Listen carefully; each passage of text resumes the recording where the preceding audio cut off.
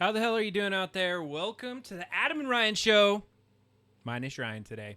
He's traveling. He's checked in for me a few times, and so it's my time to return the favor and show up for the Adam and Ryan Show. And so we're keeping it live. We're keeping it good. We are on our schedule. Every 2 weeks, we've done Adam and Ryan Show. Even if we both can't be on the show, we are still showing up in some form to be able to give you the cool things that are going on in the crazy news about DIY. AI has been the big theme for the last dang year. We've done a lot of 3D printing. Of course, our hot takes on how things are going on in the news. And I got some damn hot takes today that we're going to talk about. And so I know if you're out there, Heather, you're already sick of this particular rant that I'm going to be talking about in a little bit. But I think it's important to bring a little bit of insight about what's going on and a little bit of change to my life because of a thing that's going on.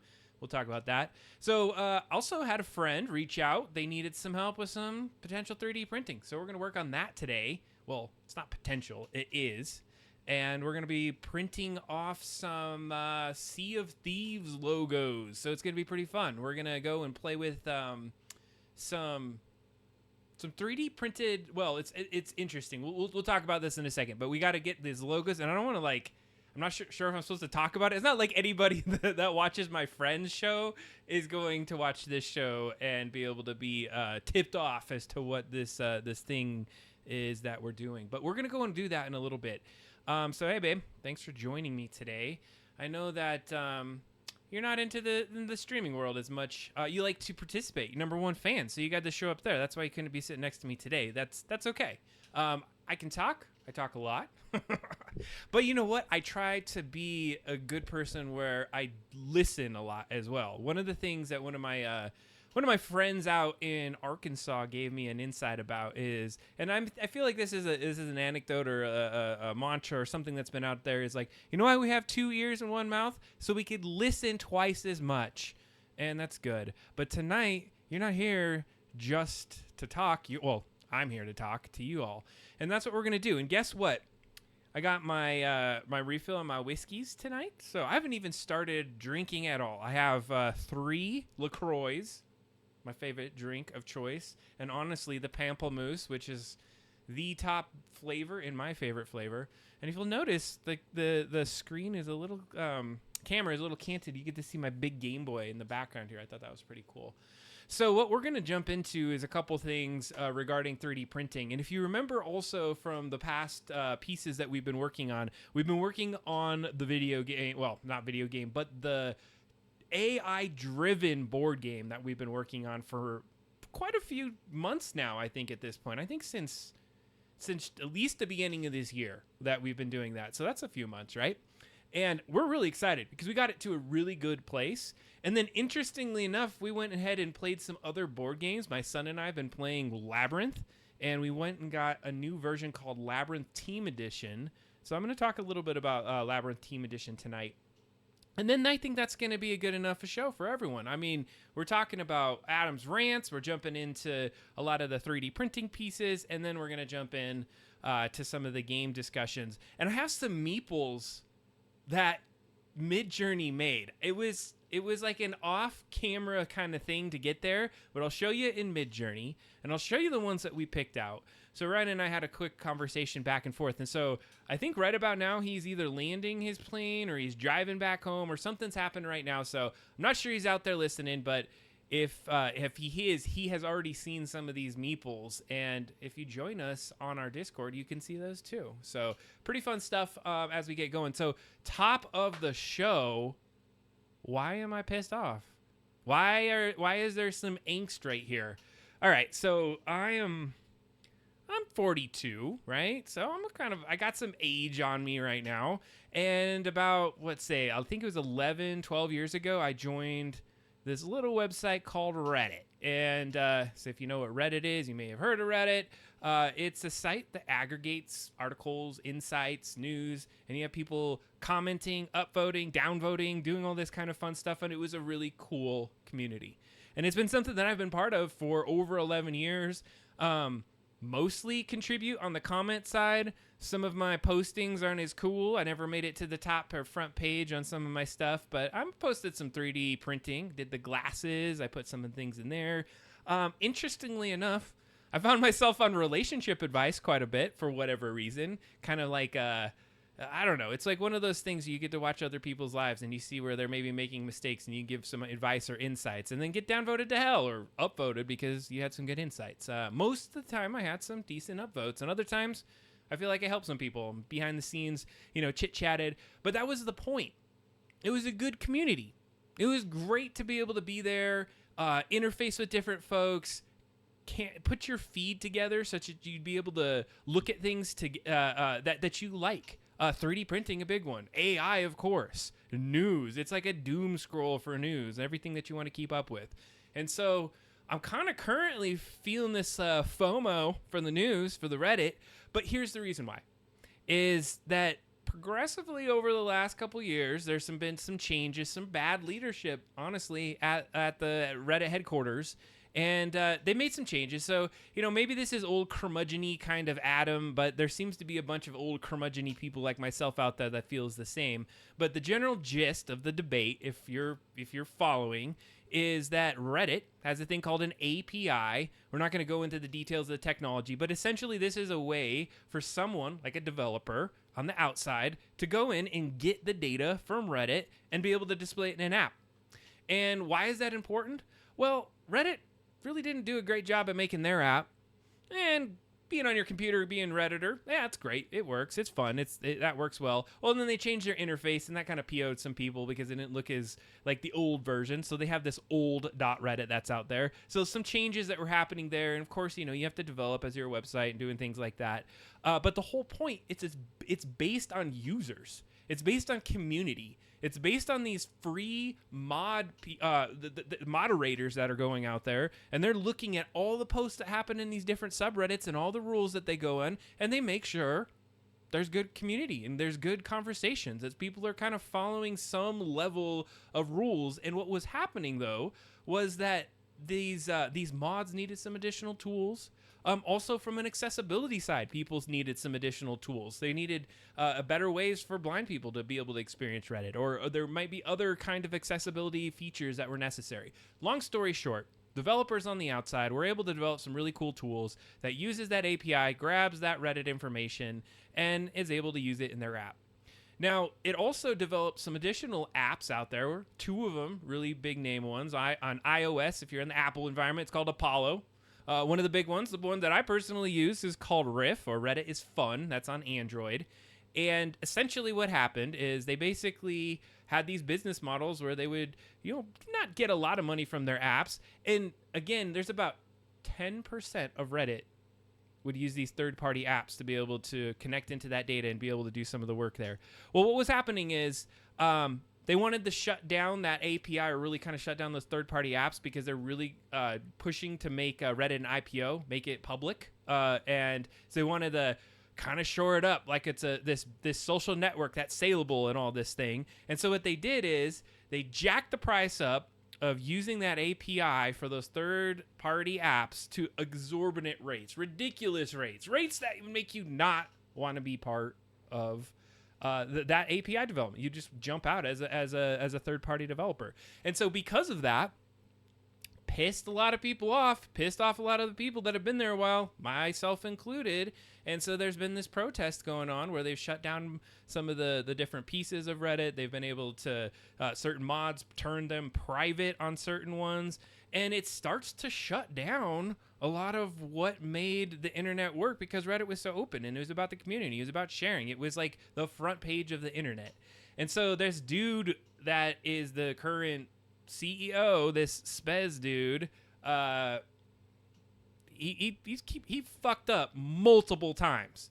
He kept digging a hole. He went to an AMA, Ask Me Anything, if you've never heard one of those, and he just kept digging a hole. He was not, responding. It was almost like he was ticking the boxes of some marketing campaign. So he'd say, oh yeah, I know, we'll hear about the community. We want to do this, da-da-da-da. Long story short, he has dug himself so deep in this hole that a lot of people are pissed and they're bailing on Reddit. Is this the end of Reddit right now? Hell no.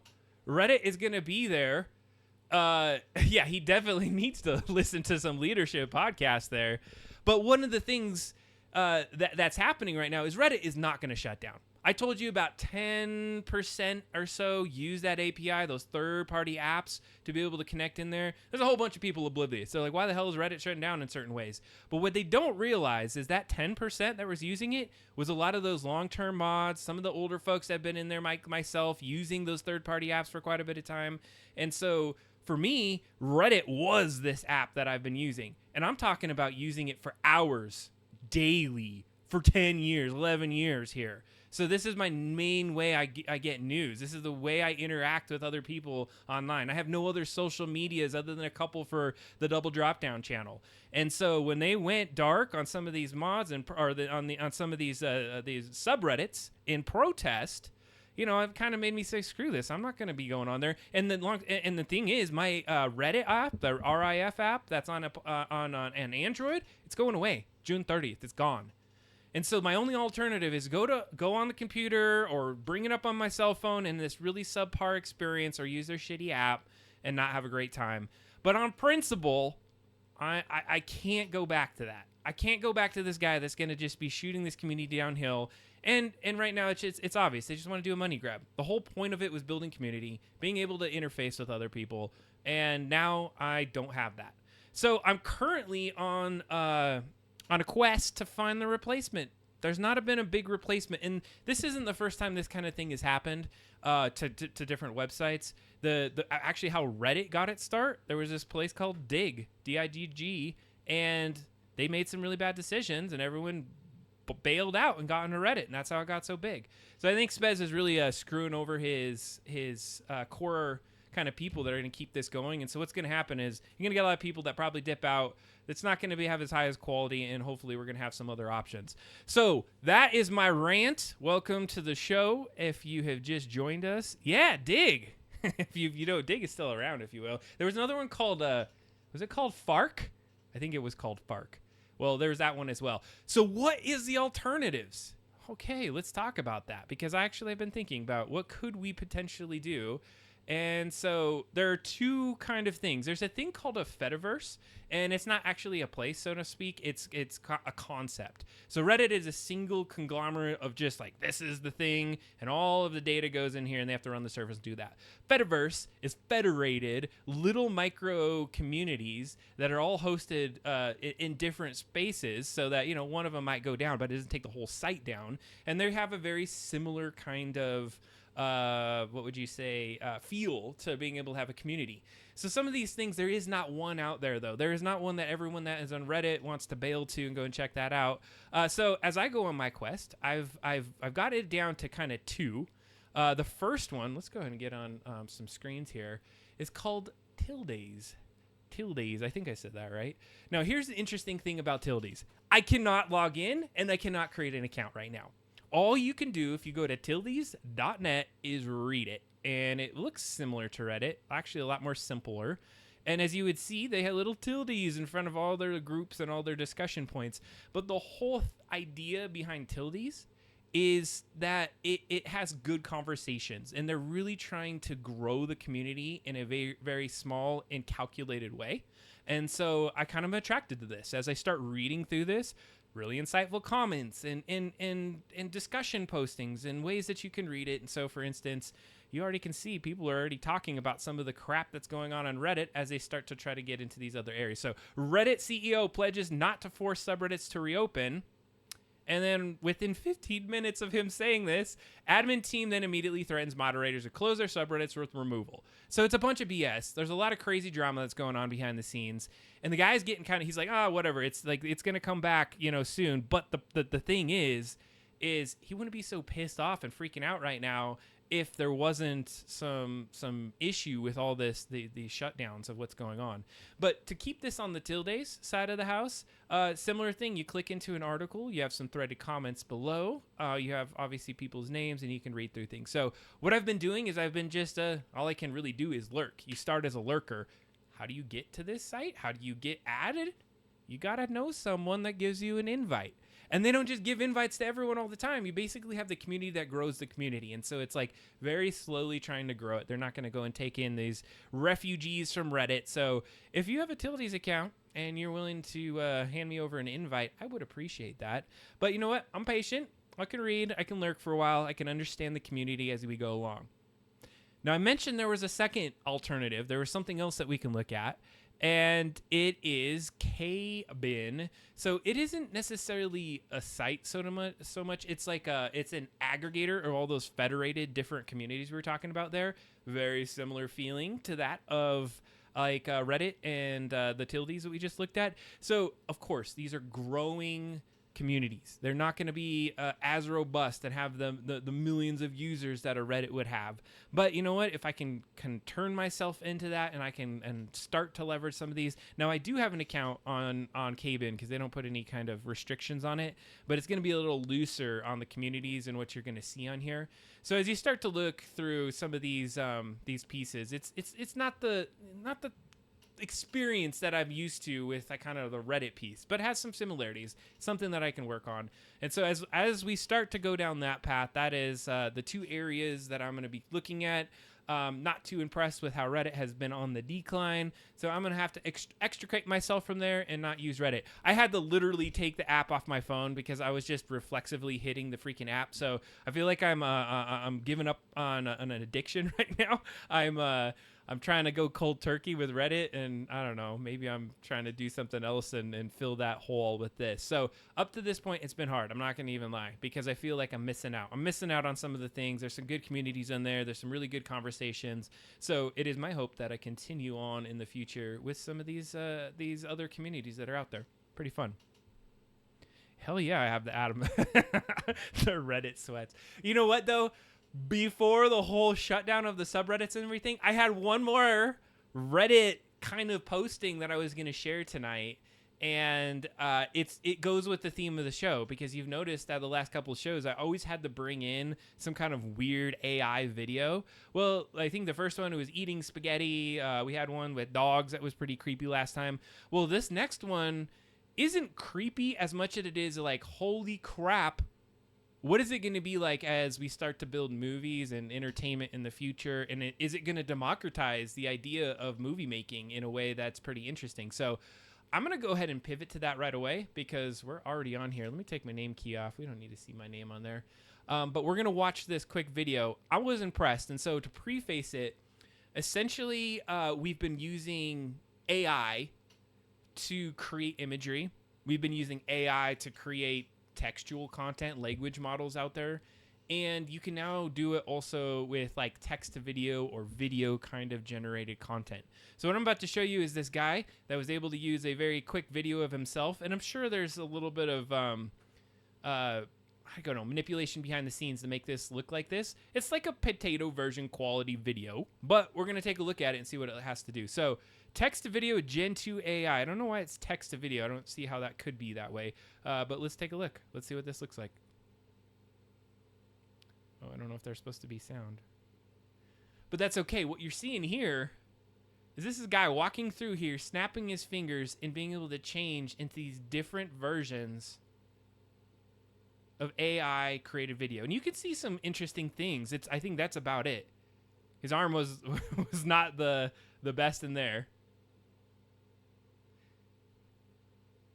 But if you can imagine him walking through there. So I'm just going to step through this.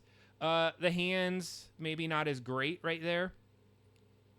But I think you start to see the potential that you could have this layered video on the bottom, utilize AI, and I assume that there was some sort of text to explain what that scene should look like. And now you have basically full video with AI-driven imagery and visuals. That kind of blows the hell out of my mind. I mean, it doesn't matter who the actor is. You could create an AI popular actor, actress in the future. I mean, the potential for some of this is crazy. Now, I did, and I'm not going to go and say this is going to sweep through and take away the industry, because I was watching some things in regard to, you know, what it takes to actually do some amazing cinematography and video. And one of the things that they had mentioned was like, the amount of time and effort that goes in a shot by shot basis of being able to get the lighting right and how many shots and all this. I think Ryan and I talked about this last week a little bit, but we're starting to approach something that is maybe going to be accepted by people. Everyone hated the time you flip video up and it was in portrait mode, and now we have whole sites dedicated to video in portrait mode. Things change. People may have different tastes. They're going to like these AI to text video kind of stories that might be created out there. I don't know. What do you think? Is this going to change the future? Is this going to be kind of the things? Would you watch an AI video like that? I may not even know. Scrubbing through this video and looking at some of these people, you're just like, oh, that's a clip from a movie. And if you tuned up a couple things, you might be able to get a little further than you would ever expect in the future. So with that is my story on the Reddit drama that's going on, my extrication from that environment, some alternatives we have, and then I would say that's probably one of the last kind of videos I'm going to show from the Reddit. I'm now going to have to go figure out where I can find some of those other videos and share some of the crazy stuff that I'm able to find out there with y'all. All right, so let's jump in the show. Who's out there? I see 5 viewers tonight, so thank you for joining us on the show. If you want to sound off, let me know in the chat what you want to. What are you thinking? What are you doing tonight? I appreciate you joining us on the Adam and Ryan show. What I'm going to do, we were just talking about AI. And one of the things that's that I've been appreciating is using the hell out of ChatGPT. I'm just going to be 100% honest that this has become my assistant. It is not a cheat. There was this debate at this one point, like, hey, is it cheating if you use this? If you're going out there and having it create some language learning? I have found that I never use exactly what it spits out. But I use it as like a thinking partner with me, so I can start to get better ideas, and I can take like a shoddily written email or something that I put together and say, hey, can you help me make this sound a little bit more concise? Help me make this a little bit more palatable.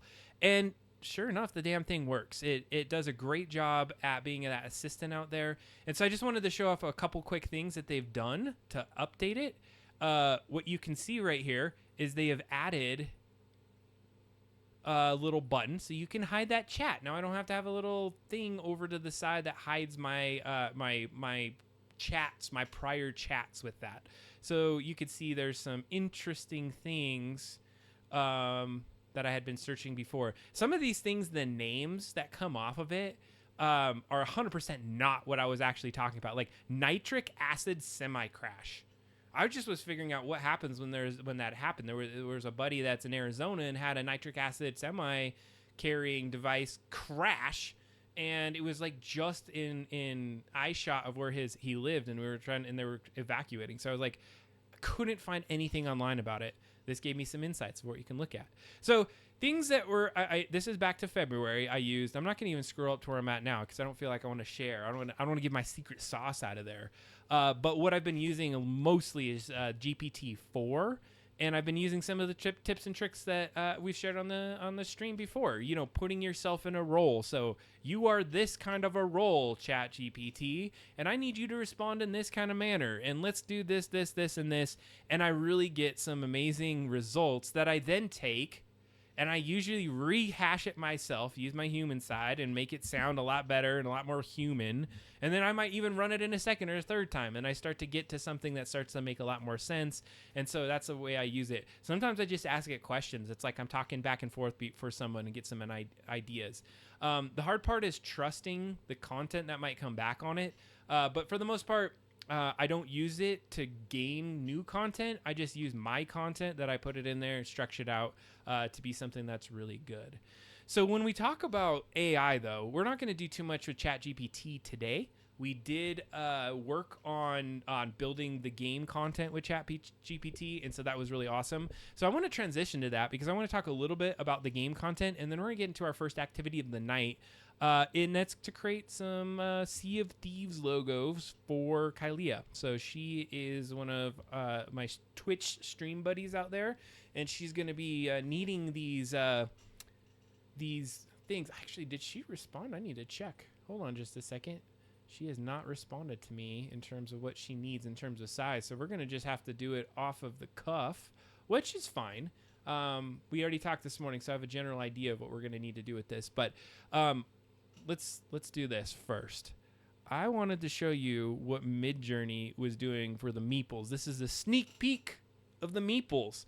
So if you remember what we're doing for the game, where we left off last, and let's just take a quick peek at that board over there. There's the board, and you can see up top, we got meeples for all of our enemies printed, minus the polar plague bear. We have a goat-looking thing over there, but since it had a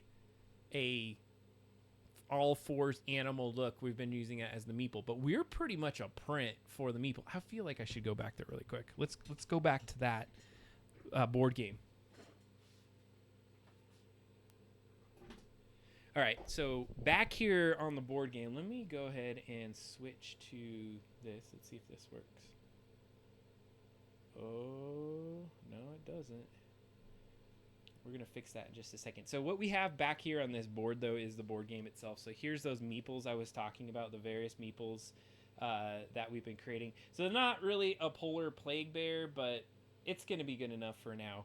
But we got this nailed down. We got so the next thing is we need to make meeples for the team that's going through the board to solve the mystery. Check it out.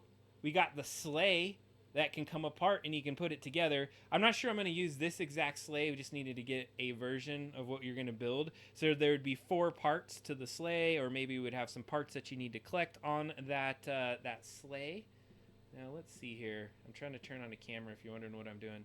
Let's see if this works. So I keep turning it on and off, and maybe there's just a problem with this, but we'll reset it. Let's see how this goes. It's not like you need to actually see my face. You're seeing exactly what you need to see down here anyway. So with this sleigh, the idea here is there's parts that you find on this board as you go through our game, and you construct this sleigh, the magical Christmas sleigh that you can woo and fly off and save yourself from the Christmas madness that's gone on. We are not going to be playing this game today, but we are going to be talking about a couple enhancements to the game, and then I also wanted to show you some other games that we've been playing that were inspiration for this. And one game that was pretty interesting to me because we built this game off of ChatGPT and all these other pieces, and there's another game, and I would not say the rule set's the same, but it has some very unique kind of features that are similar to what we've been building in this game. So we're really excited to get this one out, because once Ryan and I have this done, and I think we are really close to having a print on the game, we're going to share that with everyone, and everyone's going to have the opportunity to go play with it. Oh, there I am. I fixed the camera. I just had to reboot the damn thing. But we will be getting that done very shortly. And guess what? I added a new camera if you're interested in this. Okay, wait, hold on. No, I'll keep this one on. Check out this camera.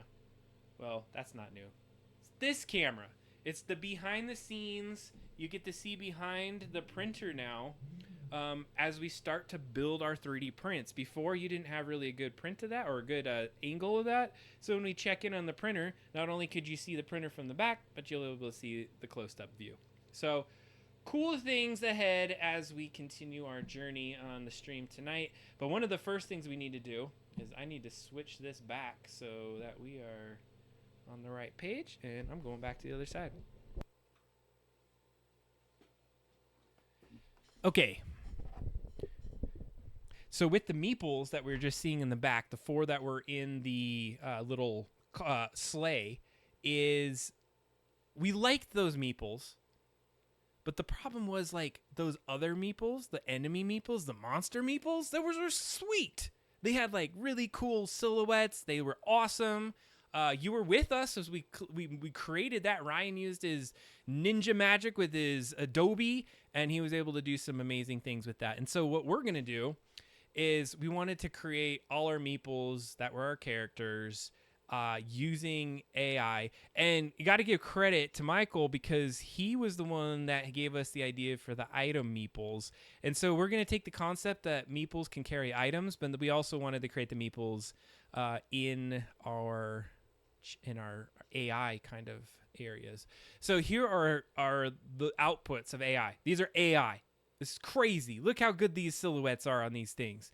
And so first off, do I have multiple versions of this? Let's see here. Oh yeah, I do. There's 3 versions and 3 sheets, and you're going to see which ones we picked out. But these are pretty cool. Tell me these are not great meeple looking things. Now, a couple of them maybe too thin in certain areas where if you 3D printed it might fall apart, not be great. There was the first one. There's a second one. There's a cool one on this one that I really, really like. Actually, there's a couple on this one. And then finally, there was our third one.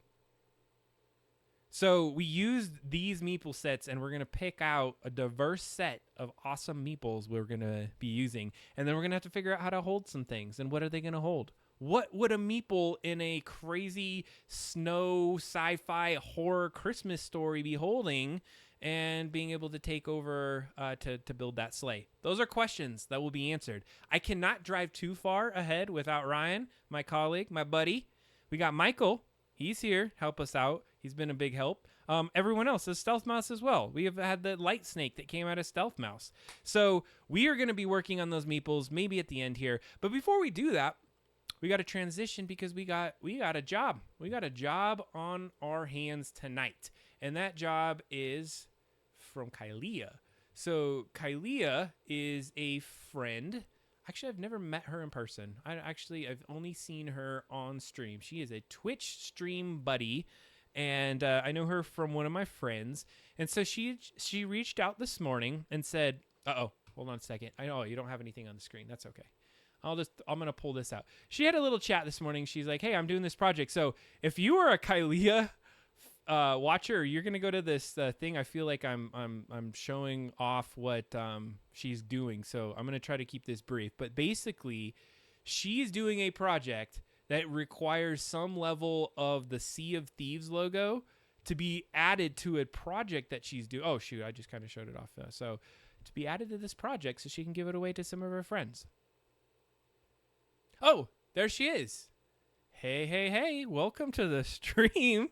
We are talking about you, and I'm showing off the chat that we had this morning, and we're actually going into your pictures right here and figuring out what we're going to do next. So good, you could help us out, Kylia, to figure out what we're going to do next in this. And I don't know if you got to see my my chat to you in Discord, but I have an idea, and I'm going to show it to you now because I think what you're doing is as you start to create your what you're doing here is this is the back side of it, and you're going to put some names, and you wanted something that gives it that piratey feel, that Sea of Thieves feeling. And what I'm thinking we're going to do is we're going to take that main logo of Sea of Thieves, and we're going to make a doubloon, make a treasure. And I don't know if you have the time or the energy to do this, but if we do this right, then you should be able to paint them gold with like a spray paint gold and then put them on the back. I don't know if that's a cool idea or not. I need to vet that. But guess what? We're in the middle of a live stream right now, so we're going to do it live. We're going to play with that. We're going to do a 3D print and see if this works. So what's helpful here is we have measurements. Now, I was saying everything is do I have visualizations? We're going to make the visualization right now. That's the fun part of this, is that we got to make it up as we go. So it's going to be created as we're on the stream. So what I wanted to figure out, how the hell do I zoom into this? Is it possible to zoom into this? I might have to download it. Wait, open link. Here we go. This is what I needed because I can zoom into this. I need to see how big this is. Okay, so from top to bottom, it's 4 inches. And we're looking at is like, let's see, 1, 2, 3, 4-ish millimeters. That's pretty small. So we could probably go a lot bigger. I'm trying to visualize what Kylia is trying to do, and I need to get this vetted. So this is good. So this is perfect timing. So what I did is at first I was like, all right, I got logos here. And so let me go back to Discord so we can kind of see what we were looking at. So I asked for some things like, the original thing was like, let's get a stencil. Let's get something out there so we could 3D print it, and then you might be able to go in there, paint through it, draw it on there, do something like that, right? I think that was the original concept, because it would probably be easy. You have like 20 of these things that you were going to make. So the challenge is if you build a stencil, stencils need to have things that are connected. So if you had this as an image, the problem is that negative space would just be floating there. You'd have to make some connections into it so it actually could become a stencil, which is totally cool. We could totally do that if that's actually what we need to do. And we maybe do that offline if what our plan is doesn't work. But as a follow-up, I kind of thought like, well, why don't we just 3D print some of the stuff? We could 3D print these as these little designs and see if that works, and you can kind of glue that to the back, and maybe that's going to work. So there's a couple designs. The one that I actually like the most is basically the main logo, from what I understand, of Sea of Thieves. And so there's the cool skull.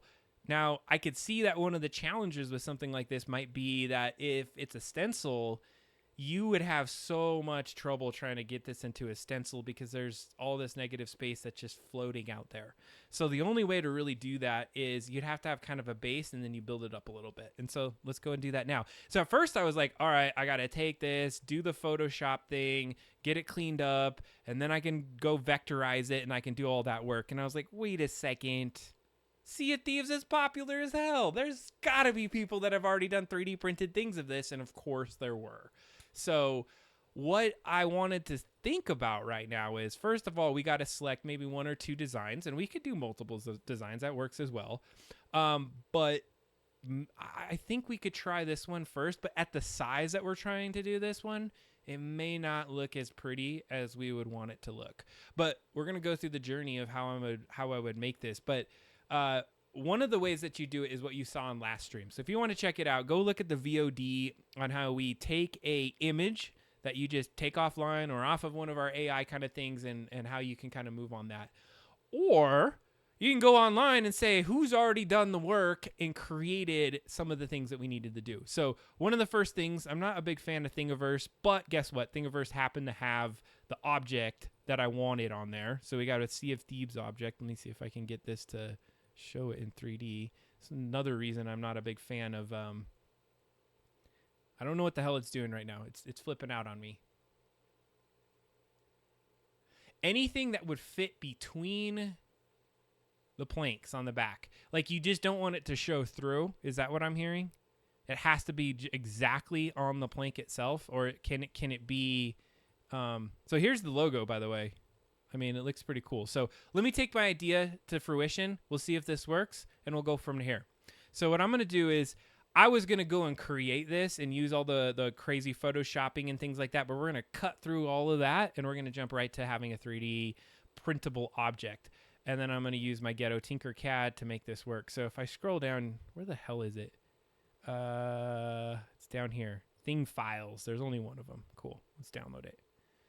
So I'm going to download this intricate pattern, and there's a couple other ones that are on here, but we're going to go and attempt to make this into like a coin or a doubloon. I mean, doubloons, how awesome is that? That's what pirates are all about, right? Go and get doubloons or fish. If you watch Kylia, she loves fishing, which is fun. I just never got into Sea of Thieves enough to be able to get to the fishing. That would be a really fun part. So what I'm going to do is I'm going to jump into my Tinkercad account, and if Talon's out there, he's so ashamed of my like default to going to this, but look how freaking amazing it is. You could do so much with it. It's amazing. So if you're interested though, before we get into it, here's the item meeples. I don't think I spelled that right. I put an extra M in there, which is pretty interesting. Oh God, it's taking forever. I think the stream is a little laggy tonight, so if that's happening, I apologize for that. It's a little delayed. I am really pissed about that because I spend a lot of money for my connection, and I had to upgrade this connection to get this thing going, but I probably have some kids upstairs that are working on things. We'll work it and look at those meeples at another time because I want to make sure we can actually get into 3D designing this doubloon. I am super stoked about it because I thought about it throughout the day, and I was like, okay, what could we do that's really cool? And yeah, blame Reddit. All right. So how the hell are we gonna make a doubloon? How does this work? Okay. So, well, we have this blank canvas. I will probably be using other kind of editing things, but this is super easy for the kind of work that we're going to do right now. So I'm going to import that file. Let's hope that we can import that file. So let's see what we can pull in. Sea of Thieves logo. We're going to start with this one. We're going to pull it in at millimeters and see if we get it on the table. And it's looking good right now. We're looking good, like it's pulling it in. Holy crap, that thing is humongous. That is not what we want to do. We want to go a little bit smaller. So let's scale this thing down here. I don't know if I scaled it down it looks like it was, oh shoot, no, we don't want to bastardize it. All right, I'm going to re-import it because I think I kind of skewed it. You can't skew the logo. That would look bad. I can't remember what button I have to hold the, oh, it's down here? Oh, there's two of them now. I'm going to use the pink one. All right, let's see if I hold control. Oh no, it's not that one. Alt? Oh, shit. I don't know what I need to do to constrain proportions. It's shift. Okay. So I'm holding shift and I'm taking a corner and I'm scaling it down because you do not want it to like squish or squash or be anything bad. So to this point, we got a logo, which is kind of cool. It seems like it has all the pieces and parts to it. What we want to do is make this into a coin. So let's change it to like a gold color first. We just want to make it look kind of cool. And so what would a doubloon look like? It would be like a cylindrical kind of like flat part to it. So we'll hold our shift and we'll get it a little bit bigger. I'm going to turn it into a hole for just a second so we can kind of take a look down on the top of it, figure out what this is going to look like as far as a coin is concerned. I'm trying to figure out there's a way to change this. Okay, that's what I wanted. So now I can kind of line it up. So you could kind of see where I'm going with this already. So what I'm going to do is I'm going to make it a little bit bigger because you'd have this sweet skull on here, right? And what I'm going to do is I'm going to select everything on the canvas and I'm going to use this ability to align things. Here's the alignment tool. So we're going to align it so that skull is directly in the center. Okay, so yeah, it's just a big orb or a big cylinder on top of your original logo, but I'm going to push this down a little bit to like a doubloon size, and then I'm going to go and I'm going to turn that into that gold color as well, and then I'm going to lock it and I'm going to hide it for just a second so I can get to this layer and I can grab this guy and I'm going to pull it up just a little bit, and then we're going to show everything. All right, so we got the basics for our doubloon kind of coming on the screen here. So I'm going to go here and I'm going to drop this down to the top of it and just put it on there a little bit. So look at that. I mean, that was simple. We have something that looks like a sweet, sweet doubloon. Now, there's obviously things we can start to do to make this even look like a cooler doubloon, because up to this point, I mean, it looks like a coin and you got these little, these pieces on the side. So if I click on this, I'm curious. Can I, I have to unlock it. Oh, look you can say how many sides it would have. So it could be very, very specific. Or that almost looks like a stop sign or one that has a lot more to it. Let's see if I can get this. You could add a bevel to it. So what a bevel will make it kind of, let's look on the sides here what this bevel does. Oh, it doesn't really do it that well. But it kind of gives it so that there's like a little worn feel to it on the sides. Okay, I really like that. That's good. Here's one thing that I would do. I'm going to go ahead. Well, I am doing this, so I can do it the hell I want. So first of all, I'm going to go in here, and I'm going to make it as round as possible. I'm going to duplicate, so I'm going to hit Control-C, copy, and Control-V to paste. So I got a second circle on there. And I'm going to slightly make it smaller. So hold that shift again. I'll make it just a slight bit smaller. And then I'm going to grab the two circles. And actually, before I do this, I'm gonna do this. I gotta build it up just a tad, just a little bit. Let's see here. Yeah, that's good. That's just perfect. And then I'm gonna make it what's called a hole. So if I take my two circles, use the alignment tool. See if I can align these things. Oh man, come on. Let's align. I'm gonna align in the center there. And then we're gonna align in the center there. And we're going to have to touch both of them at the same time, and you're going to combine it. So what I did is it gives it kind of this little groove. So it's kind of inset, if you will. So that looks kind of cool. And then I'm going to go ahead and take what I just created of that coin, and I'm going to line those guys up. So we'll put this in there, this in there. And now that's actually starting to look kind of like a doubloon. Now that's hovering. You can see this logo is hovering over it, so we're going to have to dip it in there so it actually touches. And let's see what that looks like. So now we have this like coin-looking thing. I don't know what you all think about this, but irregular. You're absolutely right, Stealth Mouse, and thank you for pointing that out. So what Stealth Mouse is saying is that if you have a doubloon, they're not typically just like a perfectly made round coin. They're like a piece of like gold or something. I don't know how that's worked, and they're like stamped and they're all squished out and they look all different. So what I'm gonna do is I like where this is at right now, so I'm gonna take this, I'm gonna move it over to the side, I'm gonna copy it, and I'm gonna paste it. So we have a different version of it, because if I screw up, I don't want to necessarily have to go around this. So you would put something on the other side typically, but in this particular project, I believe you would take this, and if you remember those pictures I did, I think it's going to get glued on the other side. So you want a flat slide. Okay, so what I'm going to do is I'm going to squish it a little bit and see if we can't, like, it's going to be in regular shape. We could do it this way. See, it looks like I'm squishing a circle though. I don't think it's going to look as doubloony as we want it to look if we do something like that. I mean, it's going to be off shape a little bit, and we may not want to do that insert. So maybe it's not truly a doubloon, but it's a pirate coin that got created. I don't know. We can kind of keep working this. This is proof of concept right now. So I like the idea. I don't like the execution on this one, and it's going to take me a little bit of time to kind of play with it. Like what I might do is take out some kind of other shape and then start to squish and squash it. Like this has a doubloony kind of feel to it right here. Still circular though. Man, there's got to be a better way that you get like irregular shapes in this thing. And this is probably, let's see here. Wonder if there's, yeah, this is the shape generator tool. Ooh, what's this? Spherical shell. More shapes. I wonder if they even just have a doubloon in there. Probably not. That would be too perfect. So what I might have to do is go look in there if we want to make it irregular, because I want to get to the point of printing this and just getting a proof of concept, because there's a couple things I'm afraid of. First of all, I'm thinking it might be just too small and too intricate to really show up well. So that's one thing that we got to be considering. And then we could always throw other logos in there. We don't always have to be banked on one of them. So that's what's cool. So I'm going to go ahead and I'm going to put everything together.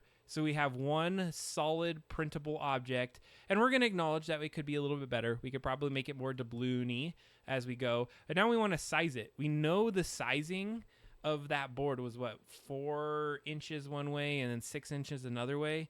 And so I got my handy dandy little calipers here. I was surprised, Kylia, that she didn't have a ruler. How do you not have a ruler at your house? I don't know. I don't know if that was true or not. If you didn't, but got to get a ruler. Got to get your calipers out, especially with all the crafting you do.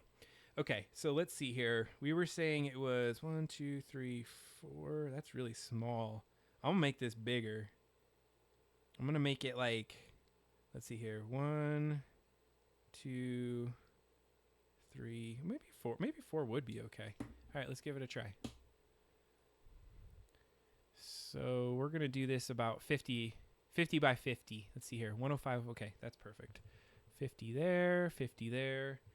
And this is our proof of concept for our first coin.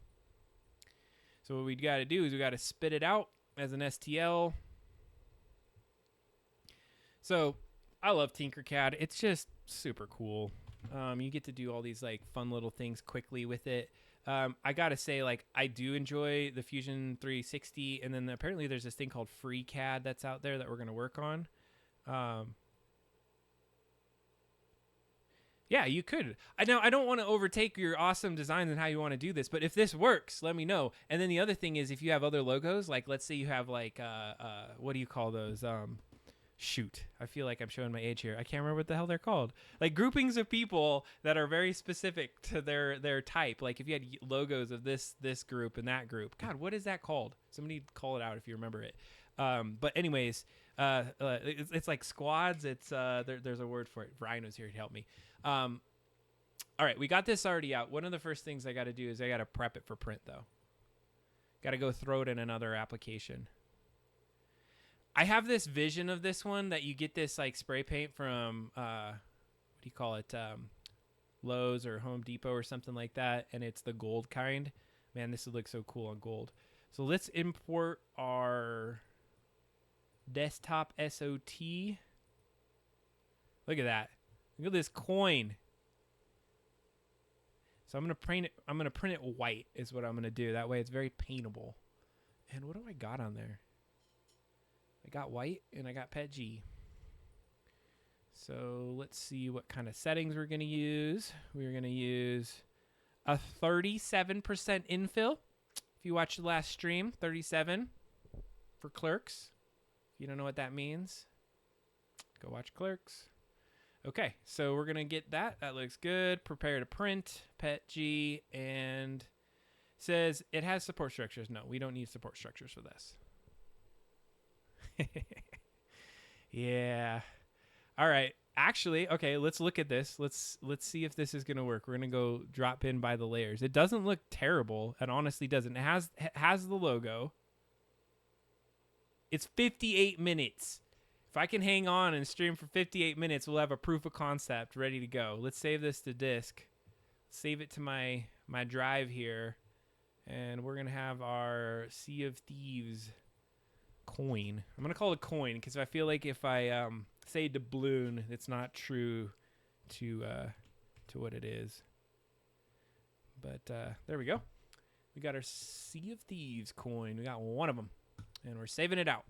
So we're going to get that on the 3D printer, and we'll get this printing. That's the first step of the process. And then we can start to visit some of those other meeples that we've been working on and start to see what that looks like. All right. Where are we at? It says it saves. I kind of wait a little bit longer now. I'm kind of vamping a little bit because one time I pulled the job or the disk out before it was done saving, and it actually started printing the job, but it printed halfway because then half of the file was on there and then it was done. I was like, oh man, that was bad. All right, so I got it on there. Let's go back to the 3D printer. We'll go from there. Let's see if the GoPro's working. And the GoPro's working. Awesome. Let's go back and check it out.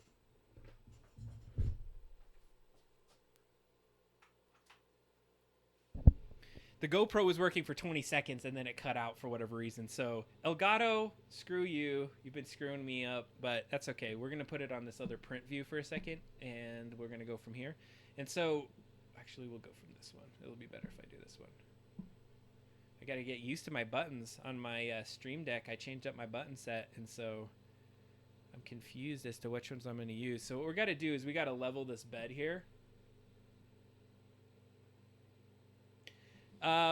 Which one is GoPro? No, this is my GoPro. I have, for whatever reason, I have an old Hero GoPro, and it's, I mean, I have to continually reboot it, but I think it's the video card that I have. I have a 4 HDMI input Elgato video card.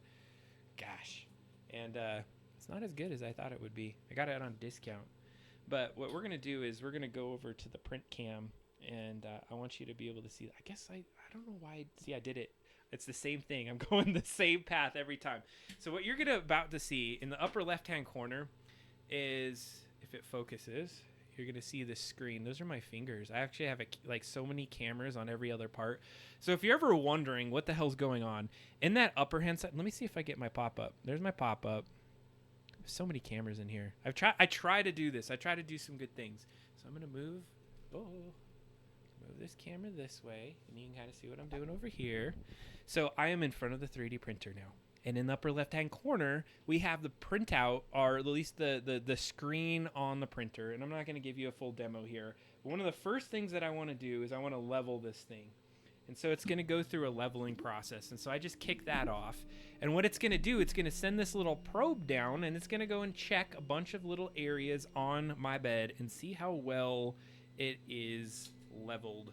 And we're going to want to do this because especially if I print out a bunch of these coins, we were going to have to use this whole bed as we go through. So let's do a little zoom in and see what it looks like. Oh, look how close it gets. Yeah. That's what that leveling is about. So it's going to go and probe, and this is the thing that you're going to see. See that little red light that turns on there? It shoots out a little probe. Boom.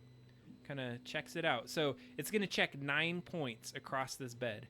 And basically, when that probe, and you can't see it here, when that probe hits, it's almost the same distance away from where that little nozzle is. So it's going through its process. It's going to level it. I have done a lot of work to make sure this damn thing is leveled. And I don't even get to see this sweet angle that my camera is showing off right now because it's off on the back side of this wall. There's a wall that's in front of me right now. All right, we're nearly done. This is a process that we just needed to get done. Make sure it's going to go. What's going to happen is we're going to print the coin right here. Uh-oh. Did you hear that? Did it screw up? My leveling screwed up, which is fine. That means my bed is not level on this left-hand side. But when it screws up like that, I may have to redo it again. But you know what? I'm going to skip it because we're going to do that later. I just wanted to show what that's going to look like. But I do need to go recenter my little piece. So what I know is on this left-hand side, it's a little too high. And on this right-hand side, it's fine. So I'm going to have to go and micro-tune some of the pieces on this. And it is not fun to watch me do that, let me tell you. So we are not going to use stream time to make that happen. But because we're doing a proof of concept, I'm okay. And just know that we're going to have to do some leveling later. So we're going to go and pick that coin that we just created live on stream. Let's make sure we get to the right one. And we're going to print it. That's it. That's all I got to do now. I feel like that's it, but we'll see how this all kicks off. It looks like, let's see here. From the tip, we're good. Bed's going to heat. So we got to get up to 65 degrees on the bed itself. So that's got to heat up. And then we got to get up to like 247 on the nozzle itself, that nozzle that you're seeing over there. And so once that's up, we're going to kick off and we're going to check it out and we'll make sure it kicks off right. All right, let's kick back to the other camera and see what else we got for the meeple side of this as we wait for this to heat up.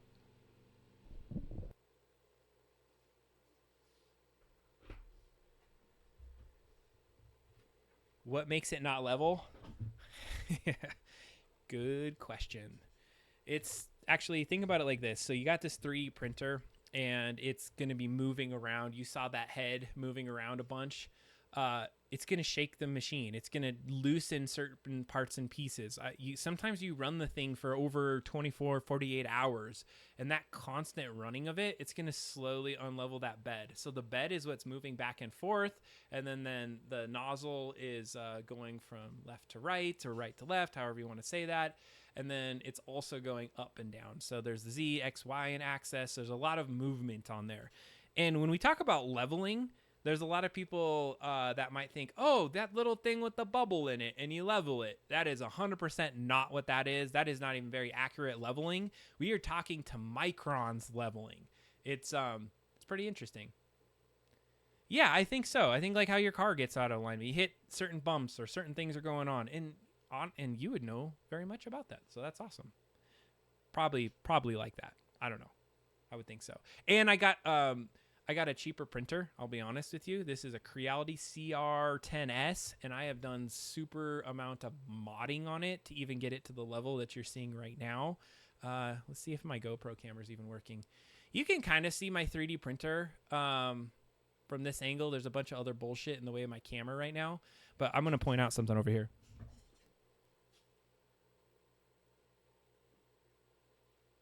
Those are my stabilizers. So that's a mod that I put on there. And then how much does a 3D printer cost? There's various things. You can get them for like $150, $200 for a smaller version of this, and you can do a lot. Like, I swear, out of anybody, you would love to have one of those. Or maybe not. Maybe you would hate some of the little intricacies of getting it tuned in. But once it gets tuned in, you can create so many things. It's like a crafter's dream, because you just like, oh, I need this part or this thing, and you just print it out and you have it. So I think you'd love it. But anyways, watch the stream. You learn how to do some 3D printing. We got a lot of VODs on how to 3D print. Sometimes I do a couple of those. But Creality is a place that makes some really cool ones. If you're interested in very high quality, you can print a lot of things off of them. Prusa is one, but they're very expensive, like to the tune of $700-800. Whereas the Crealities are almost like a clone, so to speak. It's not a true clone. It's its own thing.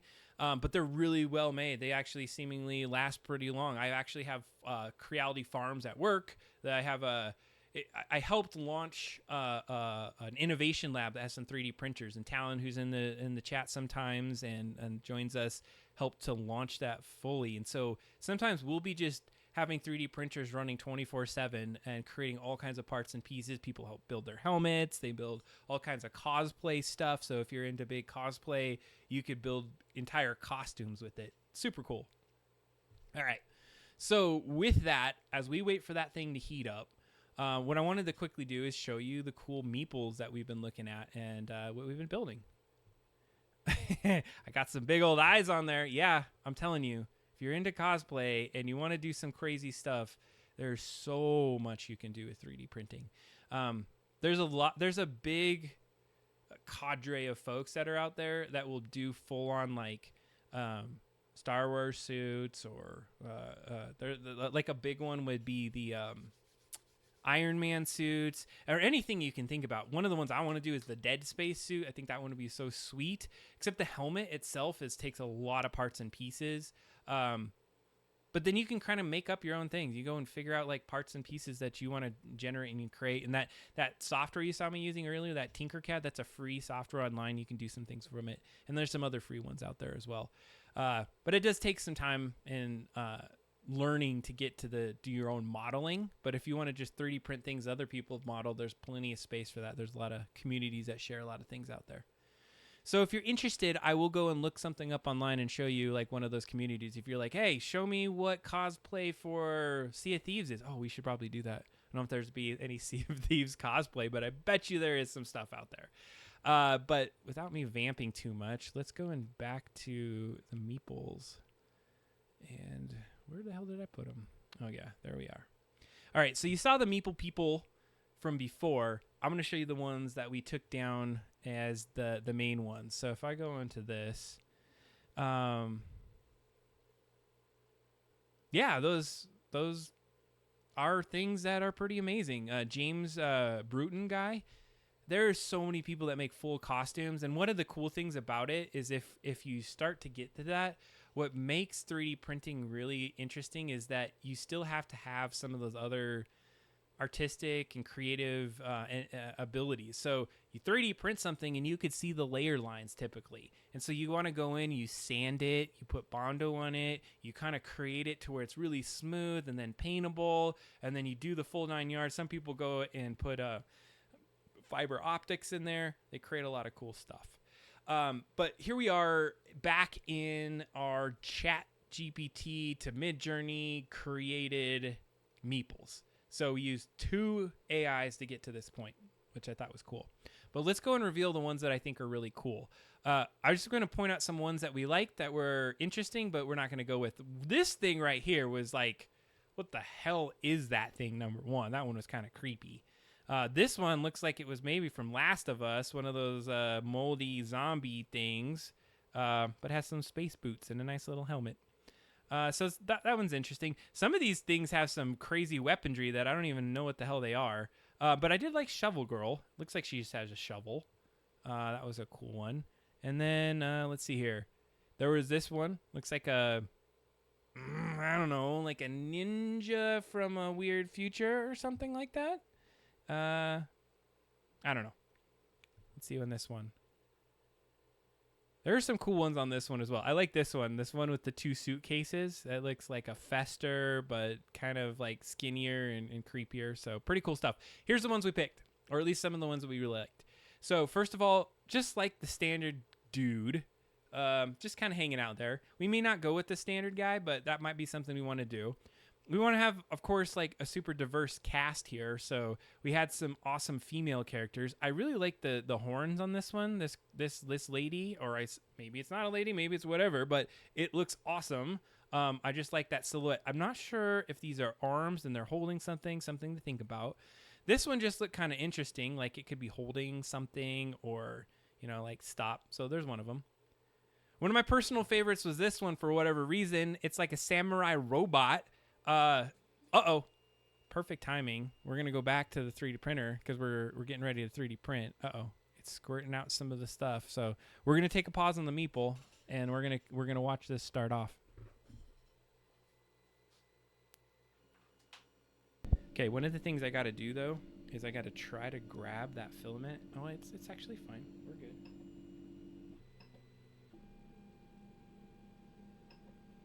Okay, so what it's doing right now, it's trying to do like a line to get some of that off there, but what I'm going to have to do is I'm going to have to adjust the nozzle. Let's see if we're printing. Okay, we're going good. We're good.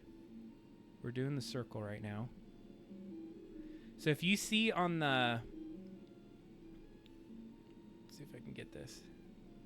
I'm adjusting the distance that nozzle is away from the bed. If you were wondering what that baby Z means on there. And actually, I'm just going to leave it at 0. I think we're in a good place right now. That looks about the size of a pretty decent coin. So we may need to take this and Kalia, I'll give it to you. I don't know how I'm going to get it to you. We'll figure out a place where I could give that to you. And then you tell me if it's the right size. And then we can start to print a couple different types of it if this is going to work for you. So now the magic is wait an hour and you have a doubloon. And then so think about that. It's going to take 20 hours to do 20 doubloons if that's what we're going to do, if this is going to work. And so this is what I call, it's called the first layer. The first layer of any 3D print is like the most mesmerizing because you're watching this happen. Yeah, well, that would totally work. I'm going to, at this point, also work up at the college. So if you ever want to stop at the college, that would be a thing. All right, so in this case, it is printing. I'm just interested. Oh, so it's going to do the first, that's going to do the back layer first. And so at a micro scale, it looks like there might be little burrs and little things in there, but you got to remember that this is relatively small. You're getting kind of this microscopic view of it. So if you look at it from this angle, this is what you're doing. So for my finger for size, I don't want to burn myself, but hey, this bed is nice and warm right here. Maybe my finger for scale isn't good. Let's see here. Let's put polar plague bear just so you can get an idea of sizing here. So there's little polar plague bear watching this little coin get built. All right, so we will let this print. We'll check in a little bit. Let's watch a little bit of that first layer. So nice to watch the first layer.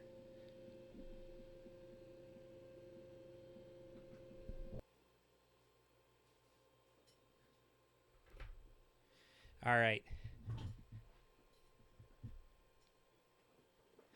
It works if it's not perfect, considering it's supposed to be a doubloon. That's true. Well, and that's the thing. Like, I guess, is there coins in Sea of Thieves? Like, the most I've done of Sea of Thieves is my son bought Sea of Thieves. He played it. I watched him play. And then I've watched you play. Actually, I've mostly watched you fish, to be honest with you. You've fished quite a bit. I think I sat and watched you fish for a little bit, probably too long to watch somebody fish, but it was a good time. So, okay, let's get back to the meeple time. We will definitely check in on this in just a little bit. So, as I was saying, this was a cool one, right? This is like the ninja meeple. I don't know why I love that one. I don't know why I think it's a ninja. It feels like those are ninja swords or something, but whatever. I'm going to probably print that guy for myself. A little bit more studious of a guy. He has like a different, like bigger build. So compare that to this dude over here. This guy is like a little younger, a little spiky haircut.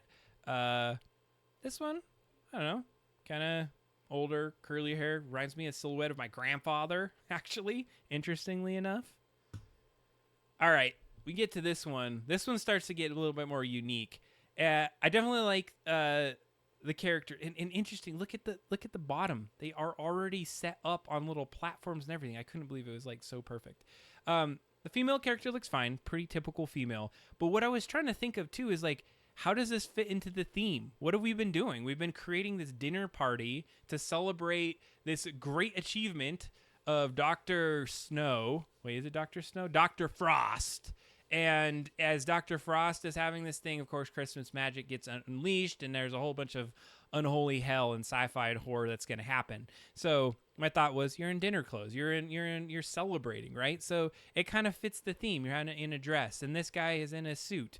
But one thing I'll notice about the suit, if you look at the profile, is one side looks all disheveled, and the other side is all nice and smooth. So it's almost like half of this character got mesmerized or taken over by Christmas magic. So I don't know. It's that could be a theme thing, like half zombified. Yes, that's what it is. The guy, the knight from Monty Python. Thank you. I've been trying to say what that was. That is absolutely what it is. I loved it. It's definitely night-like. I actually did not think about it for a meeple, but I thought about it as maybe that is Dr. Frost. We didn't talk about this. This is endgame discussions that Ryan and I need to have, but we are thinking that the game needs Dr. Frost as the main enemy battle as an endgame scenario. And that's something we're going to probably have a great conversation about as we go forward. So, potential Dr. Frost right there. I don't know if he's going to have whatever the hell this is in his arm, and I don't know why he would have a bucket on his head, but possibly. Some of these other ones may not be as cool, but that was a shovel girl. I like the profile in this one. She looked like she's a badass, ready to go and beat the hell out of some monsters on a Christmas thing. So maybe with a shovel, maybe not. We would obviously have these meeples hold things. They're item meeples, so that's where that would come into play. I didn't save these in any order. Some of these other ones aren't as great. This one has more of a studious kind of a lady in it. She's maybe there for the dinner party in a longer dress, and maybe a little bit more refined than the other ones. And this looks like the same guy that's at the front. So if you look at this guy, he got his hand in his pockets. I don't know if you'd have your hands in your pockets if you're fighting this. This guy's ready to battle. He's ready to grab something. And then there's our last guy, and he's putting his arms up. This almost reminds me of like a South Park character, things like that. So I don't know. What do you think? Like, are these meeples that you would want to play as? Are these cool kind of things you can do? Most of these things, what we would do is similar to what we did with the doubloon. We'd kind of build them up, create little areas that you can put things in their hands, maybe put it on their back so they can carry some of the parts. We are getting really close to where this game is taking us. So very excited. Yeah, the variety is the thing. I was trying to, we got robot samurais. You got a cool, lady characters, guy characters. I didn't say gay guy, but it could be a gay guy. But guy characters. I am thinking that we need some other kind of character that would be interesting. I was thinking of an animal, like a cat or a dog or something like that you would have. Not that crazy, weird bucket of whatever glump that one character was that we saw before. Let's see, we got to go back to that one just because it's so crazy. I don't know what the hell this is, but it's like a half dog thing. Ugh, not that one. But some of these other ones started getting me thinking yeah, you could have some really cool characters in here that we might be able to leverage. So what the next step is, and as you could see, I have it queued up in Photoshop. So this is Photoshop right now. I went and did the nice set these up and put them in the right area. So what I'm going to probably do is reserve this for a Ryan and I kind of stream. Honestly, I could do it right now. I just don't feel like I would want to stumble through it and let Ryan be the expert on how this happens. But if you were curious, I will just do a little bit of this ninja one since I like it. Ryan's techniques are different than mine. I would say mine are more ghetto and a little less refined, but I want to see if I can remember how I might do this. Well, shit. Doesn't have the tool that I was looking for. There's a polygon lasso, magnetic lasso. That's not what I would use. Is there there's a color dip? Okay, maybe I'm not going to do this on stream because that would be a little ridiculous. But essentially what I like to do is there's a color here. So let me see if I could do it this way. There's a way to select a color range. So here it is, color range. And then I can use a little dipper. And I dip it. Oh, I got it pretty decently. And let's see here. The sample rate. Let's see how clean I can get this. Oh, that's looking pretty decent. So what I'm doing is I'm using a tool since this is mostly a uniform color. And you're going into here and I'm saying, hey, select everything that's black. Now, you see this little fuzziness meter that I have here?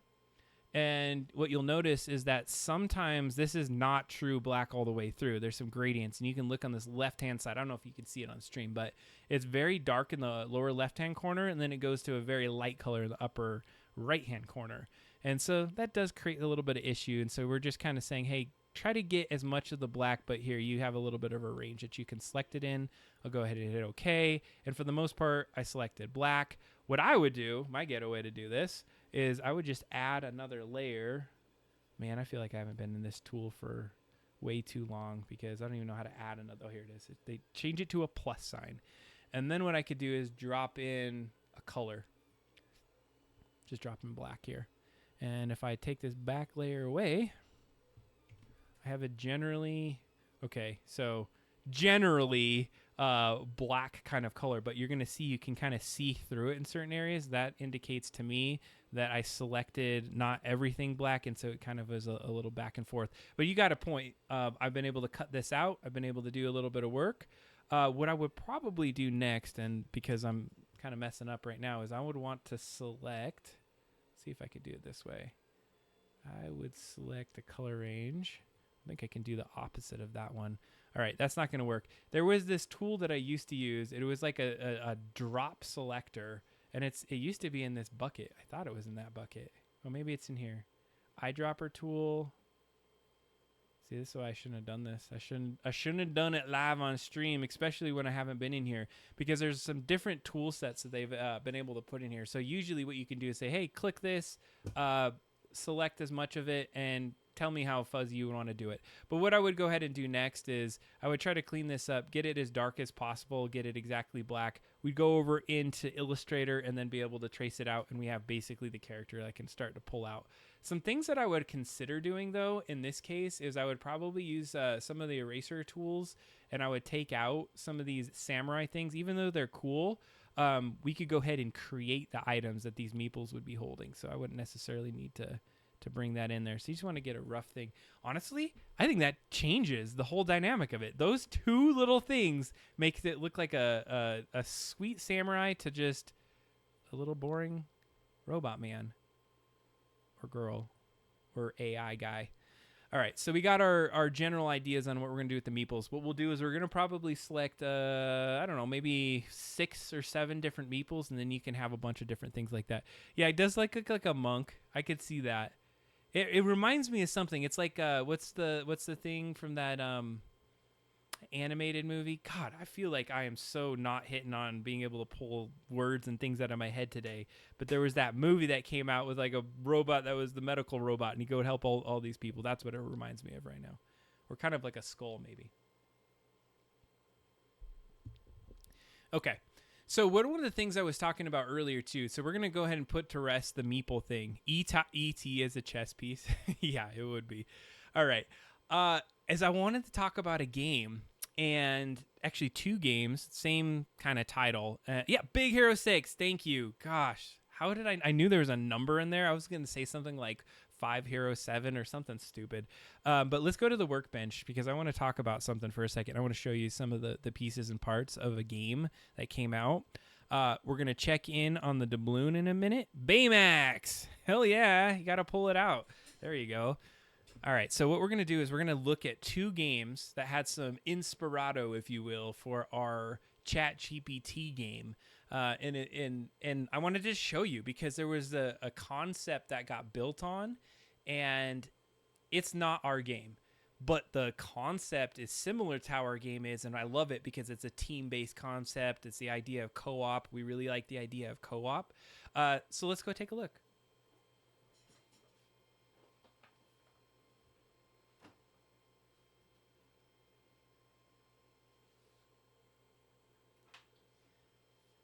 All right, so what we got here is Labyrinth, and if you've played this, totally not a yeah.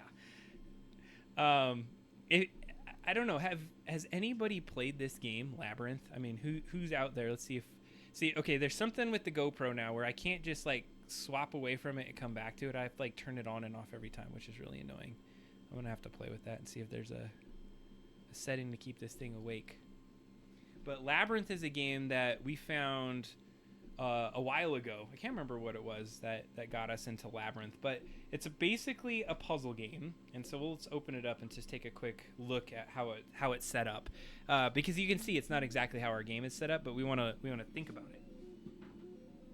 So what Ryan had done is he'd used some of the concepts of how many pieces that are going to be curved, how many pieces are T's, as a kind of a guiding principle from the Labyrinth game. And so you can see there's all these pieces here, and I'm just going to take a stack of these pieces, not going to take all of them. But the whole concept of Labyrinth is you would put out pieces across this entire board. So I'm just not going to spend the time. Well, I mean, I could if we wanted to, because it might kind of show the concept. Hell, it's not going to take that long to put a couple pieces out there. And I think it's going to help you to understand what the concept is. We're not going to go play this all the way through. But what happens is you have all these pieces and you randomly put them on the board. And so in our game, you never get to see these pieces. You don't get to see them right away. And you don't necessarily get to rotate these pieces. You have to use, there's only like a couple actions you can do. But as you start laying out this board, you're going to see that there's these characters that are on the board. There's a couple ones that just have regular pieces and parts where you turn. And when we have this whole board set up, you essentially have a mixed matched labyrinth. Some of the things are going to connect, as you can see here. Some of them are not. And the whole point of this game, and this version of it, are that you need to create paths to collect these items. Everyone's against each other. So if you had a guy or a gal or whoever, it looks like let's just grab a red and a blue here, just so you can get the concept. And I'm going to take a couple cards and let's see if we can kind of... I said I wasn't going to play it, and here I am playing the damn thing. Playing it a little bit. We're not playing it through a full playthrough, of course. But we'll have a red guy here. We're going to have a blue guy here. I don't think you could see the red guy. There's the red guy right here. And so what would happen is you would take these cards, you'd split them amongst all your players on the board, and then what happens is you set these off to the side somewhere, not necessarily on the board, and each of you flip your cards. And so in this case, red needs to get to treasure chest, and blue needs to get to the keys. And so essentially there's one piece that you have, and let's just say blue needs to start. So blue needs to get to the keys. Where are the keys? Here are the keys right here. How could blue get to the keys if they pushed one of these things across the board to create a path? So if you did that, you really don't get to the keys that way. So you're like, no, that's not going to work. I'm not going to do that. So you kind of maybe put it back. And there's all these rules about how you would be able to make this happen. So essentially each move, what you're trying to do is strategically push and create paths to get to those different areas. Now, there are paths that you can't push. You can't push this because there was a lot of fixed pieces on the board. And so the general gist of it is each of you has a move, you have a push, you try to, I think it's a push and then a move, and you try to get to these different things. First person to get all their cards wins the game. All right? So what is different with our game is we are having you flip your cards. You're trying to make your way through there. Cards flip back over, and it's not necessarily trying to find a path, so to speak. You do have to find some parts across this path. You're not necessarily finding parts that are on these pieces here, but that is the gist of what our game was. So this was inspirato for at least some of the ideas on how we might move on a board with our game, because when we actually had ChatGPT put it out, it explained the game a little bit. But it didn't give us some visuals like we looked at. We tried visuals online, and we had to use our human brains to go ahead and pull out what this is going to look like. So let me put this down. So we've been playing Labyrinth. The original game, our game, as we've been playing, was based off of just the tiles of that. The rest of the gameplay, the rest of the enemies, all that stuff is unique. It actually has nothing to do with how Labyrinth is. So we are very unique in the way that we're actually laying out our game, and there's no fixed blocks, and you're trying to kind of work your way through our map. So pretty cool stuff. In walks Labyrinth Team Edition. What the hell? I saw this and was like, okay, what is that? Labyrinth in the Team Edition. I kind of just slept on it for a while and did not get this for a couple months. But then my son and I were like, all right, let's give it a try. Team Edition. Let's check it out. What is different about this one?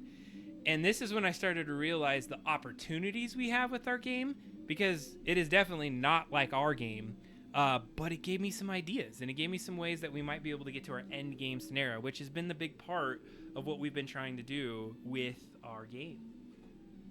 Okay, so before we go too far into it, let's just take a quick peek, and let's see that printer. Look at that. That coin is coming along quite well. We haven't got to the skull yet, but it's being printed. One of the things I was curious is that when it's printed, you can kind of see that little bounce on that camera from the back. I'm gonna have to stabilize that. But that's my own little shit that I look at. There's the little details. Okay, here is Labyrinth Team Edition. I'm going to show you a couple details of this. I'm not going to go the full route on how this works. So imagine the same kind of structure of the game. You're going to have all these little things that you need to collect on the game. If you're a Labyrinth player and you have not done Team Edition, I think you're going to love it because it's amazing. It's actually a really fun game. So similarly to the Labyrinth Original Edition, and this is the one where I may not actually go in and do all of the things, but I am going to take out a couple pieces. Because you got the gist of it from the other one. I don't think you need to watch me put all the parts and pieces on there. But let's put a line on there. Or at least a couple, enough of it to see kind of what this might look like. So you might think it would be a similar tactics, right? To being able to walk through this map and you'd be pushing coins through there and doing that. And you would be right. There is that. But now they have entered in a new element to the game. This is I keep calling it the dialysis book, but I think it's called like Dalius or something like that. I can't pronounce words, so I just make up words. And now you have these little player cards. And so I'm going to just lay out 2 of them on the board. Actually, I'm going to lay out the 2 my son and I use. We use blue and yellow. Those are our 2 character boards. And you have these modifiers. One of them is, so you can, and I'm kind of laying this on the board, so you got to realize these would be off board, but this just helps us kind of understand how the player movements would work. But essentially, you have 2 powers per move. And you kind of randomly associate some of these powers, so I'm just going to use 2 kind of general ones. So off on this right-hand side is one of your powers, and off on the left-hand side, there's one of your powers as well. And so each player, very similarly to the other game, will take 2 cards. There's your 2 cards that this person has to go collect. And then there are 2 cards this person has to go collect. So now you can already see it's way more complicated than that first kind of setup that you have, because now you have powers off to the side. You're having 2 cards you can see at a time. You can go for either one of them at a time.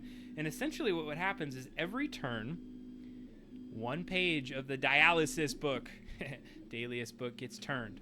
Okay? So when you turn that page of the book, something bad happens on the board, and it adjusts how the board's going on. Now, the object of the game is that each of these players is trying to get all of the cards off the board. And so you're helping each other. You want to build the paths together. In this case, it says between red, let's see if we can see this card, between red and blue, you got to flip a card. So I'm just going to put a card or a little tile there. Let's pretend that tile was there. When you flip it over, uh-oh, the path is busted. It's busted up. Can't get through there. And so what the object of the game is before you get to the end of the dialysis book, you have to get all your cards figured out. And what ends up happening is you have a lot of these cards that get flipped over, and you have to be able to navigate the board, flip those cards over, and you can use one of these, which is you could push a row like we were doing before. And you can do that once a turn. And then you have your little secret superpower. In this case, it means I get to rotate. I can rotate one of the pieces on the board. This one's an interesting one. I really like this one. If you had a piece, and let's just give an example. See how this piece goes off of the board, the path like goes off the board? Well, your superpower is you can go off the board and then come back in the board at any part that it is off there. So you could go, oh, I'm going to go off there and pop back in on this side. So you use strategy to navigate through there. Every turn, the book turns, and you're trying to get all your cards out. Why do I like that? Why is that amazing? Because think about the implications for what we're trying to do with end game scenarios with our game. We're to the point where we're putting as much of our human energy into trying to figure this out. We're not going to copy the book, but what the book does, it's a timer. It gives you an objective. It gives you the tension that you have to get this done very quickly as you go through that.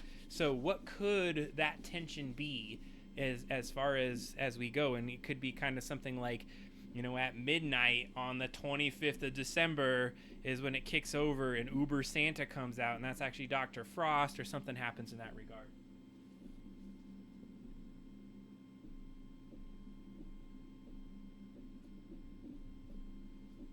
All right, right, so I guess it went to audio only if you're still with me. I don't know if it's my computer that's being lame and not sending out everything. I'm pretty sure it's because we're using a gazillion gigabytes of, actually terabytes of stuff out there on our internet feed. I usually kick the kids off. I didn't kick them off tonight, so I may have to kick them off in the future as we stream. But this is it. So one of the things that I was really excited about when we played this was just kind of opening the doors to the opportunity of how we can start thinking of endgame scenarios in our game. And so as we start to build that out, I wanted to show that to everyone. And so I don't know if this made sense to you as we started to walk through this, but as we do, one of the things that I'm hoping that you can do is help us think this through. Help us think through, how could you make some timing kind of pieces?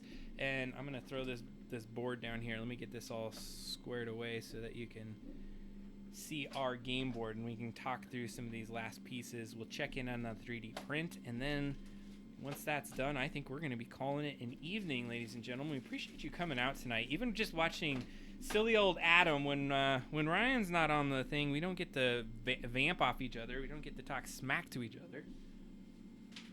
I guess that means I can talk smack about him, though. So hopefully he had a good trip, though. All right.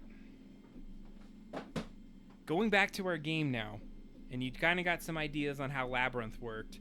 Ours is different because we're not really pushing tiles. We are doing some rotates. We are doing some kind of superpowers. We were talking about item meeples before I played Labyrinth Team Edition. That gave me the idea of okay, so your superpowers, your meeple things that you're going to do, you get a meeple, let's just pretend this isn't actually a good meeple, and you put in your superpower into their hand, and you pick a card, you get an action, or you pick it at the beginning of the game, and now you have a sword that has double the hit points on an enemy, and that's what you pick. Or maybe you have a shield and you don't get, you have a certain amount of shield before your points start going down. And so then those are maybe your superpowers. Maybe you have another thing where you can turn the lights on 2 tiles down. So that's what we need to ask ChatGPT to figure out. And then that's what we're going to need to do as we start to get into the rest of our game. So I am excited to continue this journey on making this game. And honestly, I want to put this game to sleep and get it done. We're so close. We've played it a couple times. It actually has some fun to it. When we started adding a couple elements and some of the new roles we've been adding, as you can see down here, have really just changed the dynamics of the game, and now we got to get to the end game scenario. All right. We are actually getting close on that coin if we start to look at it in person, where it's going to start doing some of the skeleton or the skull on there. Because it's still building up that base, but you can tell with what it's doing right now, it's laying on some of its final layers of that skull. Actually, see what it says at the bottom. It's only 19%, so we may not actually get to see the full-on version. I will probably post the full completed version on Discord after it gets completed, and because we've been running it for 37 minutes. It said it was going to be 58 minutes. Sometimes that is... Typically, it's over on the time. Usually, it's if it's 58 minutes, it'll be in an hour and 15 minutes or something like that. Let me go ahead and transition back to this other side. You get see my backside a little bit.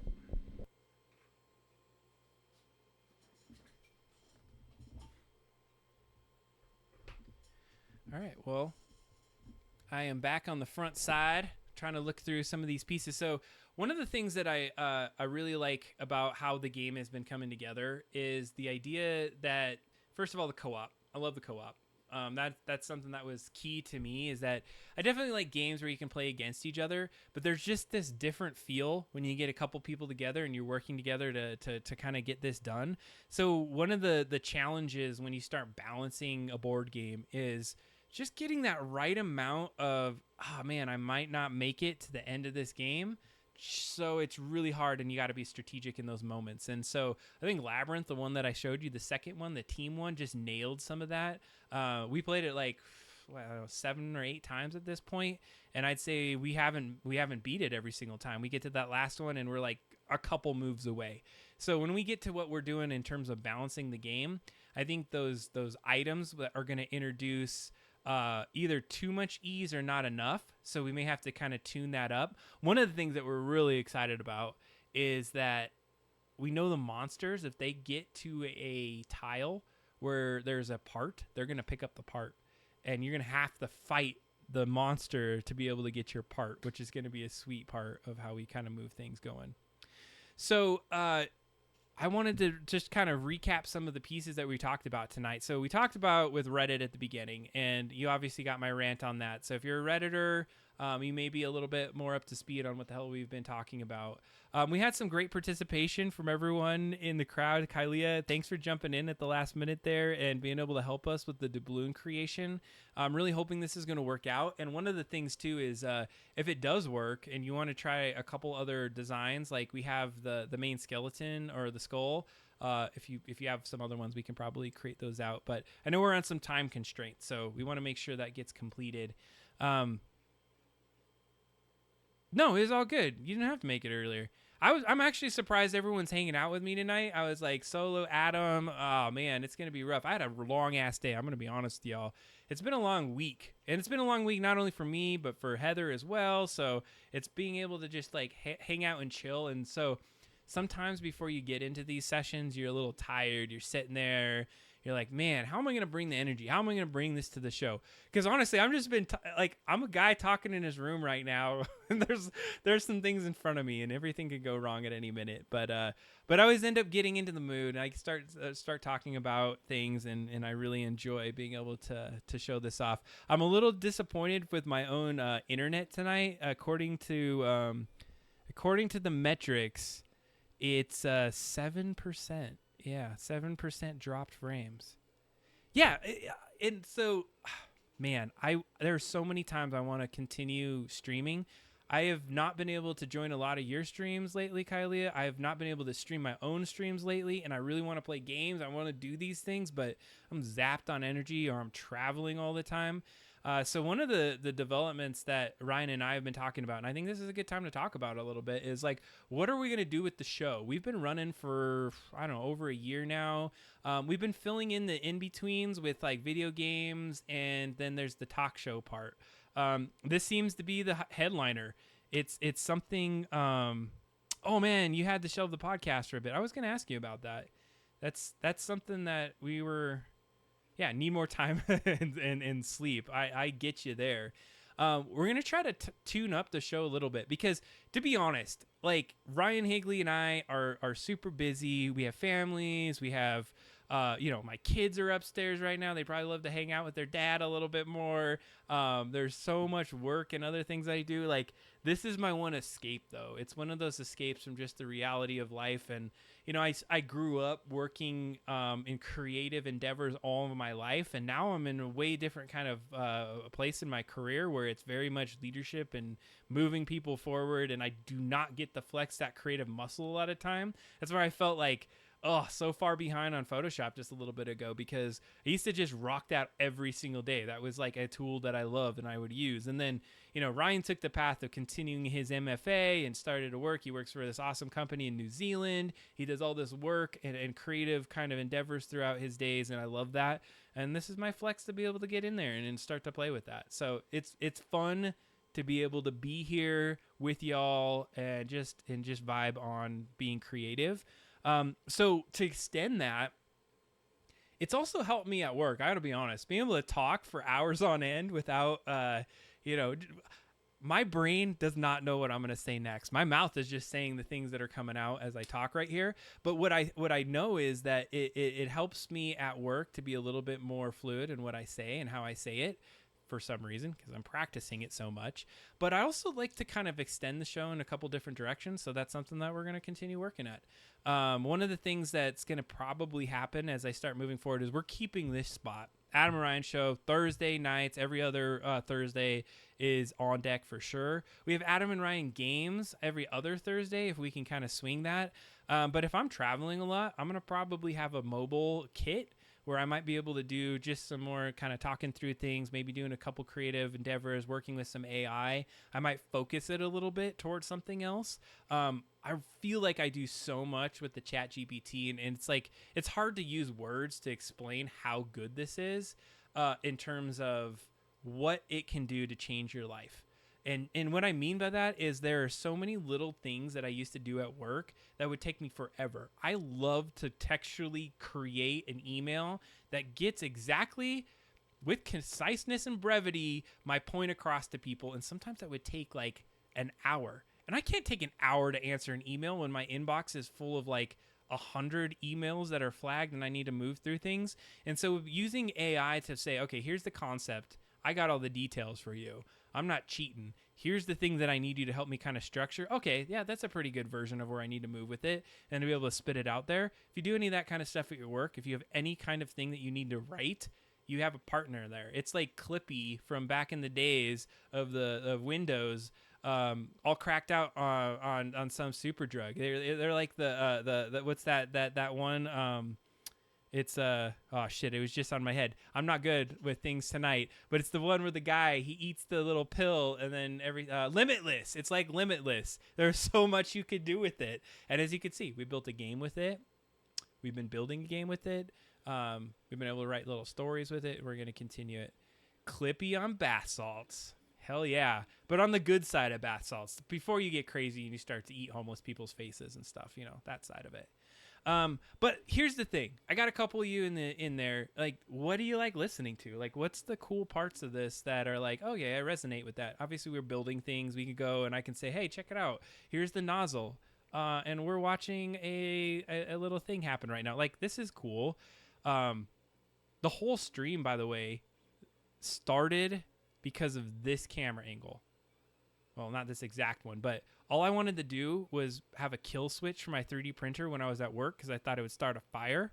And so I put a webcam on and streamed to YouTube, and then I would just check in on the YouTube stream of my 3D print, and I had a wireless kill switch where I could be on my phone and be like, oh shit, things gone bad, stop print, and it would cut power to my 3D printer. I mean, that was where I started with streaming. And then I was like, well, what if I put a camera on the thing and I could see this nozzle? That would be cool. So I printed a little thing that made that work.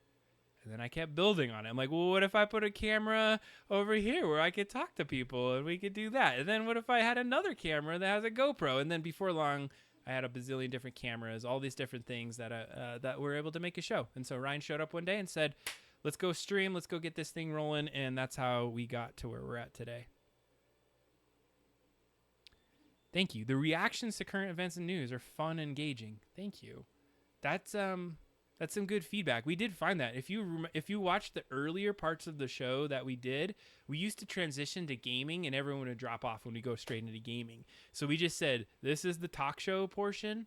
And we want to keep that kind of theme up of doing our hot takes and reactions to how things are kind of going. So one of the things that we really want to hear is like, what do you want to listen to? We talked about AI out the kazoo. It seems like it's like an exponential upswing. There's so much going on in that space that every week there's something really cool that we can talk about.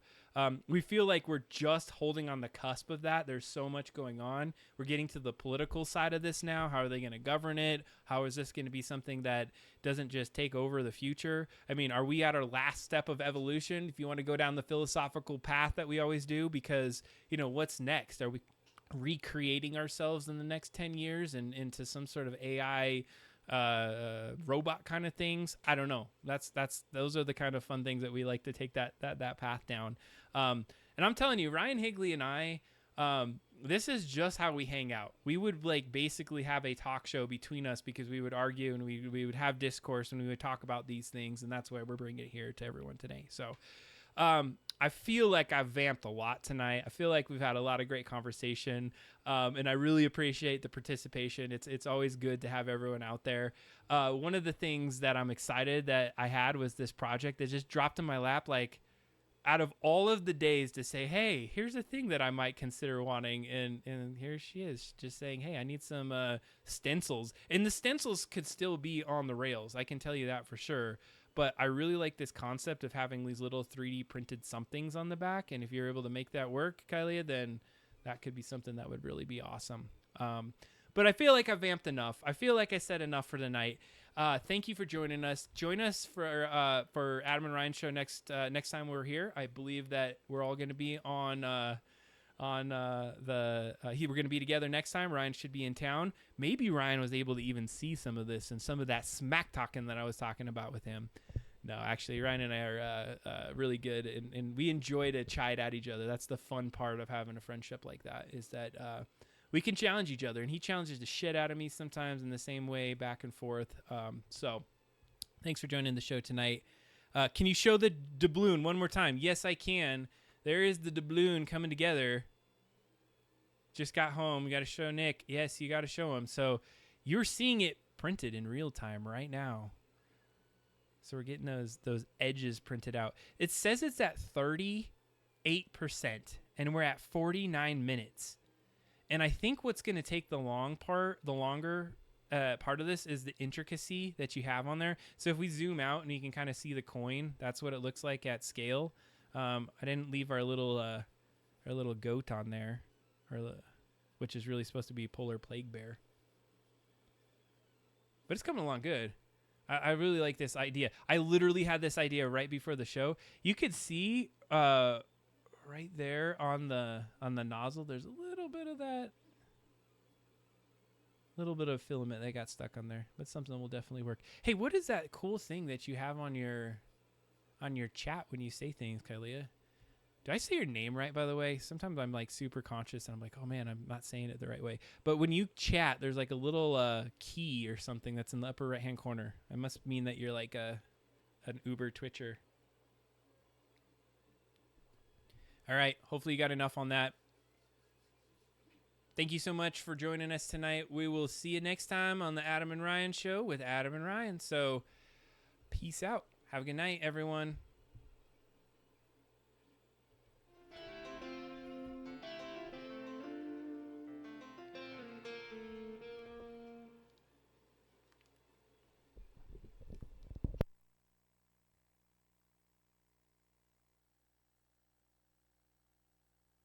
Okay, it's Lish. Nice.